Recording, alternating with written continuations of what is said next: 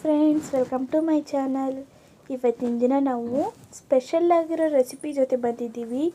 ಅದಕ್ಕೂ ಮೊದಲು ನೀವು ನಮ್ಮ ಚಾನಲ್ಗೆ ಸಬ್ಸ್ಕ್ರೈಬ್ ಆಗಿಲ್ಲ ಅಂದರೆ ಸಬ್ಸ್ಕ್ರೈಬ್ ಆಗಿ.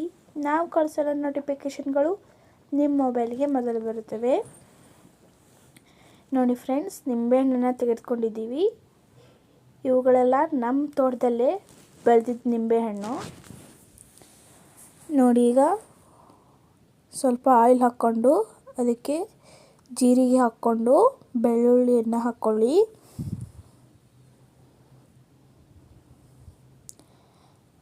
ನೋಡಿ, ನಿಂಬೆಹಣ್ಣನ್ನ ಕಟ್ ಮಾಡಿ ಇಟ್ಕೊಂಡಿದ್ದೀವಿ. ಒಂದು ನಿಂಬೆಹಣ್ಣಲ್ಲಿ 8 ಪೀಸ್ನ ಮಾಡ್ಕೊಂಡಿದ್ದೇವೆ. ನಿಮಗೆ ಇನ್ನೂ ಚಿಕ್ಕದಾಗಿ ಬೇಕಾದರೆ ಚಿಕ್ಕದಾಗಿ ಮಾಡ್ಕೊಳ್ಳಿ. ಸ್ವಲ್ಪ ಮೀಡಿಯಮ್ ಸೈಜ್ ಬೇಕಂದರೆ ಮೀಡಿಯಮ್ ಸೈಜ್ ಮಾಡ್ಕೊಳ್ಳಿ.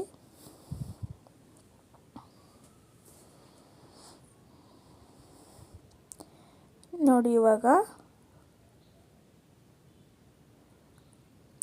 ಕರಿಬೇವನ್ನು ಹಾಕ್ತಾ ಇದ್ದೀವಿ.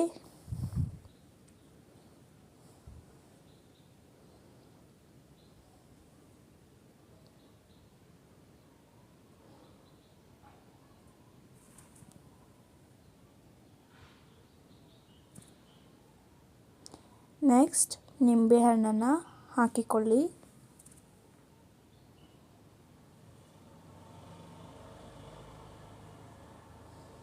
ನೋಡಿ, ರುಚಿಗೆ ತಕ್ಕಷ್ಟು ಉಪ್ಪನ್ನು ಹಾಕಿ.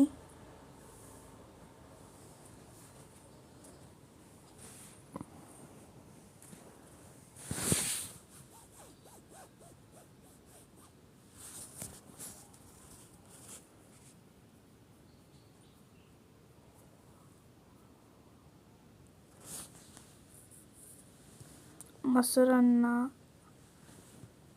ಜೊತೆ ನಿಂಬೆ ಹಣ್ಣಿನ ಉಪ್ಪಿನಕಾಯಿ ಚೆನ್ನಾಗಿರುತ್ತೆ. ಈಗ ಮಿಕ್ಸ್ ಮಾಡ್ಕೊಳ್ಳಿ. ನೋಡಿ, ನಾವು ಒಂದು ಕಡೆ ಬೆಲ್ಲನ ಬಾಯ್ಲ್ ಮಾಡೋಕ್ಕಿಟ್ಟು, ನೋಡಿ ಬಾಯ್ಲ್ ಮಾಡ್ಕೊಳ್ಳಿ. ನಂತರ ಸ್ಟವ್ ಆಫ್ ಮಾಡಿ ನಿಂಬೆ ಹಣ್ಣಿಗೆ ಅರಿಶಿಣದ ಪುಡಿಯನ್ನು ಸೇರಿಸಿಕೊಳ್ಳಿ. ಇವಾಗ ಮಿಕ್ಸ್ ಮಾಡಿ.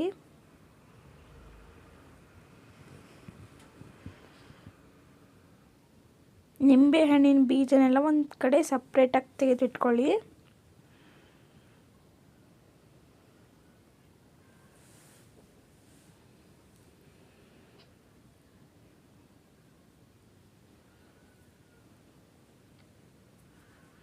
ನೋಡಿ, ಇವಾಗ ಚೆನ್ನಾಗಿ ಮಿಕ್ಸ್ ಮಾಡ್ಕೊಳ್ಳಿ.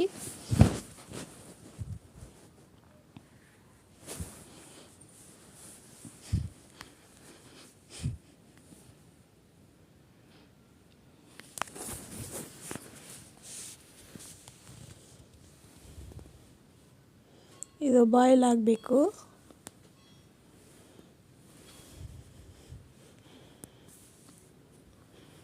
ನಂತರ ಬೆಲ್ಲವನ್ನು ಸೋಸಿಕೊಳ್ಳಿ. ಬಾಯ್ಲ್ ಮಾಡಿ ಇಟ್ಟುಕೊಂಡಿರುವಂತಹ ಬೆಲ್ಲವನ್ನು ಸೋಸಿಕೊಳ್ಳಿ.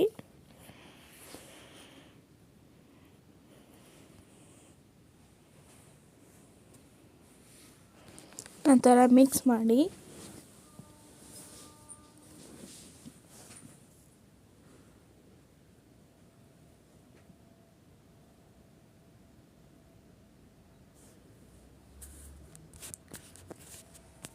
ನೋಡಿ, ಚೆನ್ನಾಗಿ ಹೀಗೆ ಕುದಿ ಬರಬೇಕು.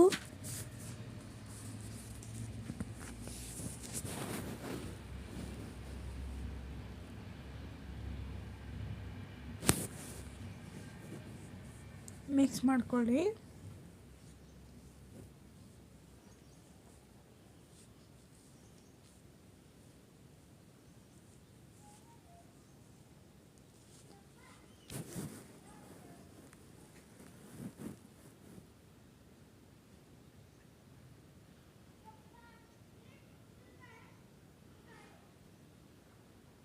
ನಂತರ ಅಚ್ಚೆ ಖಾರ ಪುಡಿಯನ್ನು ಆ್ಯಡ್ ಮಾಡ್ಕೊಳ್ಳಿ.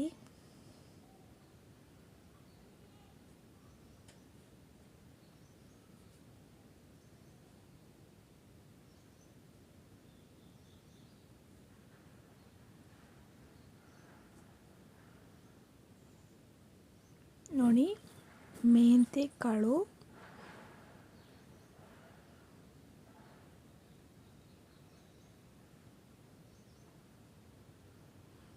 ಇದನ್ನು ಪುಡಿ ಮಾಡಿಕೊಂಡು ಈಗ ಇದಕ್ಕೆ ಹಾಕಿ